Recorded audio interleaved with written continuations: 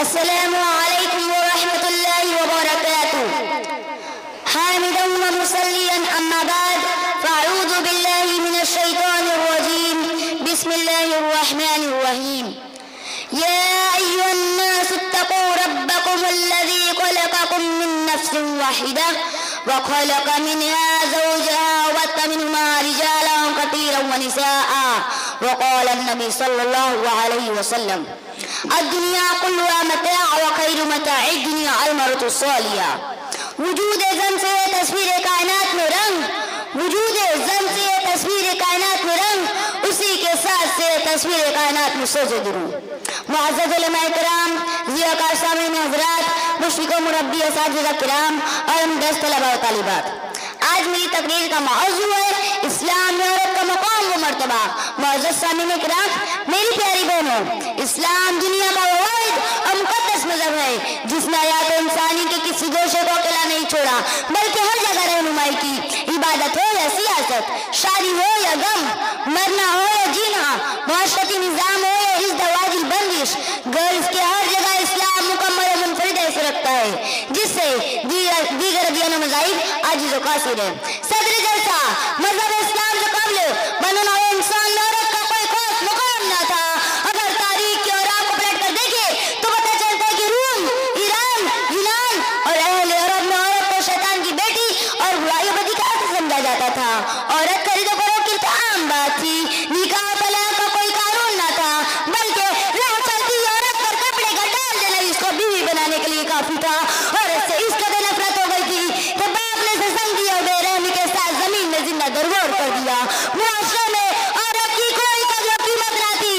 اللہ کا لاکھ لاکھ شکر، اس کا احسان ہے کہ اس ذات باری نے اسلام جیسا سچا اور پاکیزہ مذہب اور قانون حیات دے کر سید المرسلین جناب محمد رسول اللہ صلی اللہ علیہ وسلم کو مبعوث فرمایا. محترم حضرات، اسلام سے پہلے عورتوں کی عزت و وقار ہی نہیں تھی، یہاں تک کہ بعض چیزیں انسان ماننے کو تیار نہ تھے اور بعض چیزیں اپنی تکمیل خواہشات کا سامان تصور کرتے تھے. باضابطہ لڑکیوں کی تجارت کی جاتی تھی اور ایک ایک عورت سے چار چار میں استفادہ کیا کرتے تھے.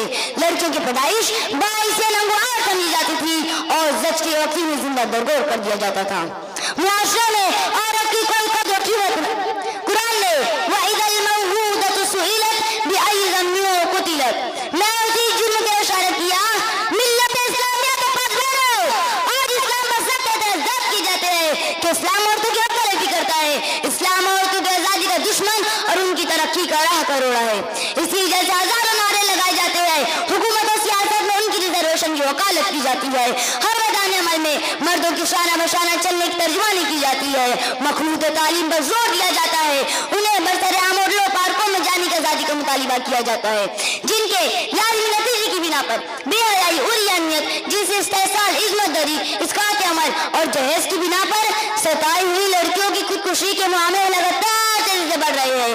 اگر آزادی اور حقوق کے نسواں کا یہی مطلب ہے تو ہم حقوق کے نسواں کے ان امرداروں اور ابان کے یہ بتا دینا چاہتے ہیں کہ ان کی آزادی ان کو مبارک ہو. ہمیں نہیں چاہیے ایسی آزادی اور حقوق جس میں ہماری عزت و ناموس کی پامالی ہوتی ہو. ہم تو ایسی آزادی اور حقوق کی طرف گار ہیں جس میں ہماری زندگی کے ہر پہلو درخشا ہو. دنیا میں بھی عزت کی نگاہ سے دیکھی جائے، آخرت میں نزلا من غفور الرحیم کے تمغے سے نوازی جائے. اسلامی وہ واحد مذہب ہے جس نے میراث میں عورتوں کے لیے ایک مستقل حصہ متعین فرمایا، اسے مائک اور سسرال دونوں جگہ کا وارث قرار دیا. کوئی اور مذہب ایسی مثال پیش کرنے سے قاصر ہے.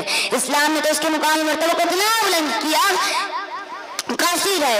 ایسی متعدد آزادی، حقوق اور مقام و مرتبہ کی بلندی کی مثال اسلام کے علاوہ دنیا کی کوئی قوم کبھی نہیں پیش کر سکتی. اور آخر میں اللہ تعالیٰ سے دعا ہے کہ ہم سب لوگوں کے ذہن میں اسلام کے صحیح جامع کی تصویر کا نقش کھینچ دے. آمین یا رب العالمین. شہر کا تبدیل ہونا، شاد رہنا اور اداس، شہر کا تبدیل ہونا، شاد رہنا اور اداس رونقیں جتنی آئے عورتوں کے دم سے ہے. ایک ہی گھر کی خدمت کی اور ایک کے دل سے محبت، ایک ہی گھر کی خدمت کی اور ایک کے دل سے محبت، دونوں فرض نبھا کر اس نے ساری عمر عبادت کی. واخر دعوانا الحمدللہ رب العالمین. السلام علیکم ورحمۃ اللہ.